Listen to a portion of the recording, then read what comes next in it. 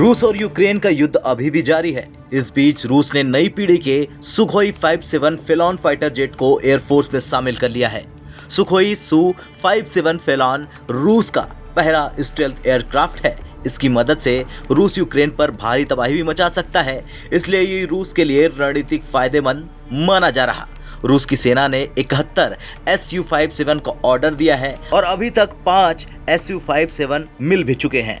Su-57 fighter jet को एक pilot उड़ाता है। इसकी अधिकतम गति 2135 किलोमीटर प्रति घंटा है।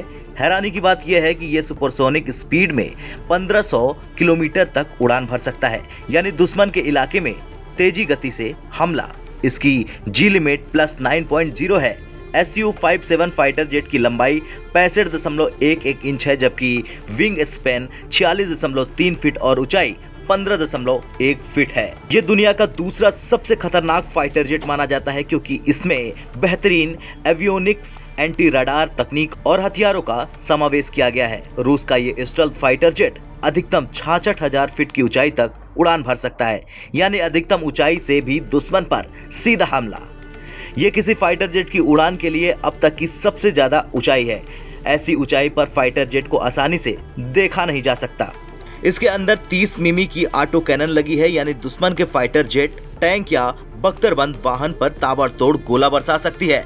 इसमें 12 हार्ड पॉइंट है, 6 अंदर और 6 बाहर। हवा से हवा में मार करने के लिए एडवांस R-77M, R-74M2 या इसके लिए 810 मिसाइल लगा सकते हैं। हवा से सतह पर मार करने के लिए 4 KH-38M या KH-59 MK2 मिसाइल लगा सकते हैं, यानी आसमान से जमीन या जंगी जहाज पर हमला करना आसान है। इसके अलावा 2 एंटी-शिप KH-35U सीरीज के मिसाइल लगा सकते हैं। इसके अलावा इस फाइटर जेट में anti radiation, guided, unguided, cluster bomb, anti tank bomb और एक्टिव होमिंग बम लगाए जा सकते हैं, यानी दुश्मन के इलाके में घुसकर तबाही मचाने के सारे हथियार इसमें मौजूद हैं। साथ ही दुश्मन के रडार से बचने के लिए भी।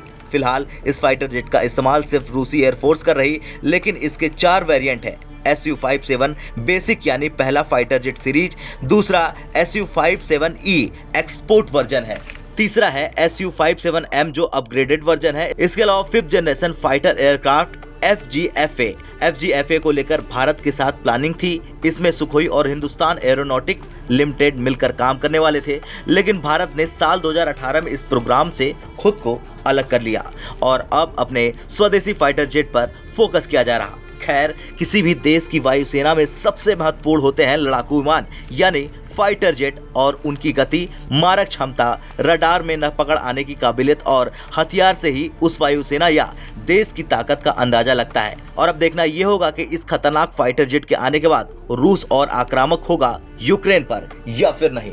ब्यूरो रिपोर्ट, भारत तक।